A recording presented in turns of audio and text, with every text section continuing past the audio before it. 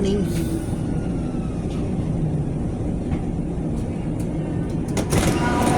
Station.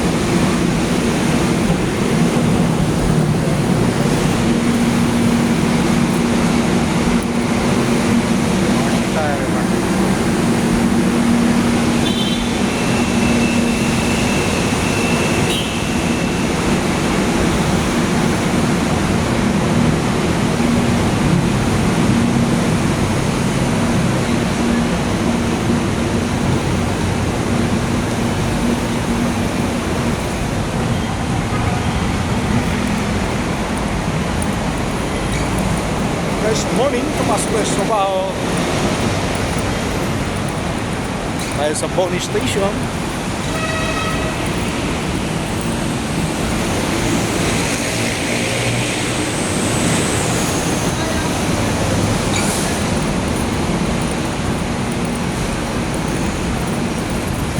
Sabi, sitin na sa loob.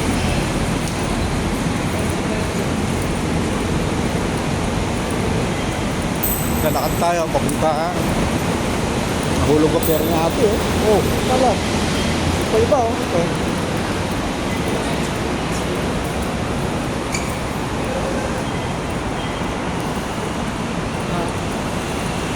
Nahulog yung pera niya, nagkalat sa site.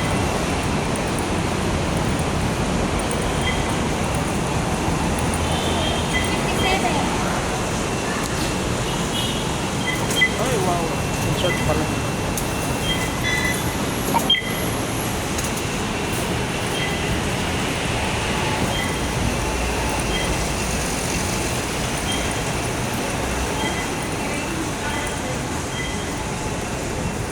Okay, so makulimlim ng panahon, no? Hindi siya gano'ng mainit.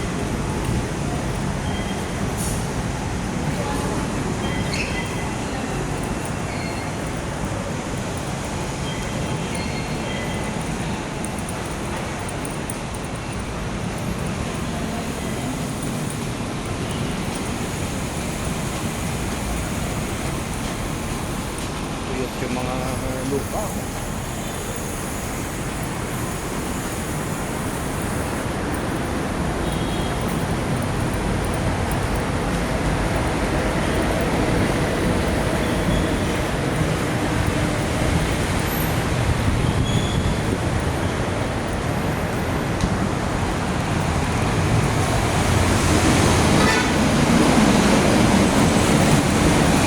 Rogi, meron mo dyan.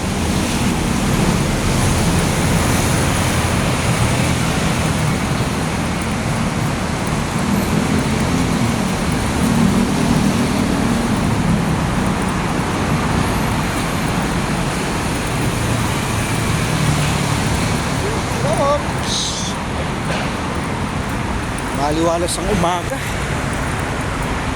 Yun, medyo bumalagta yung sikat ng araw.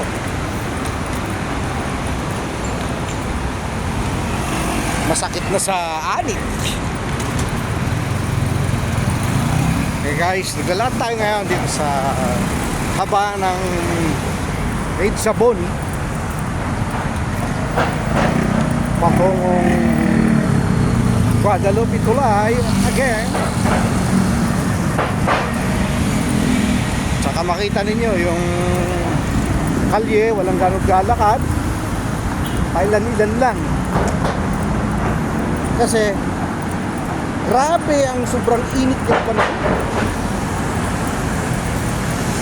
Kasumpa-sumpa ang sikat ng araw. Kaya mga katuto dyan, huwag na kayo maglalabas ng bahay dahil sobrang init ng panahon. Kung lumabas man kayo ng bahay, magdala kayo ng payong o sombrero para maprotektahan yung sobrang init ng panahon ngayon. Kaya nga ako, may sombrero.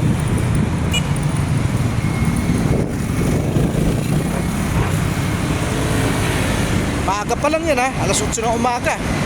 Pero sikat ng araw, grabe.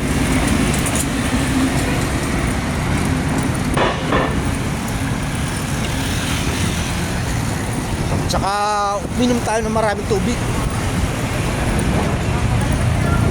para maibsan natin yung sobrang init at saka yung heat stroke sa katawan.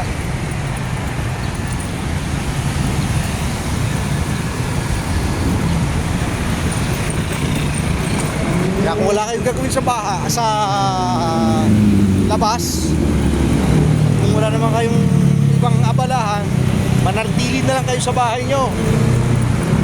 Kung wala kayong pasok, pasok na lang kayo sa loob ng CR nyo at saka sa bahay nyo. Yun, maligo. Tanggal ang init.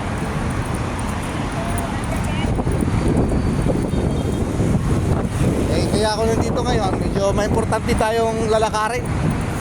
Mahalagang bagay.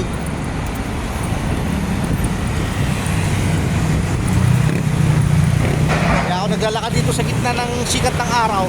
Dahil dito sa EDSA na to, ng Guadalupe, wala po tayong masasakyan. Wala na pong katulad ng dati na kahit saan pwede ka sumakay, may bus. Anytime pwede ka magpara. Ngayon, wala na. Maliban lang mag-taxi ka or yung grab motor, mga joyride, and yung Mobit. Yun. Na madalas dito. Pero ngayon, ang bus, yan, katulad yan, may bus na parating, pero andun siya sa kabilang side. Ayan o. Yan, doon siya, dadaan sa gitna. May station lang siya ron na pwedeng babaan at sakyan. Ito yung pinagbago ng sistema ng EDSA. Kaya ngayon, maglalakad mo na si Katuto. Tsaga-tsaga mo na maglakad dahil walang pamasahe.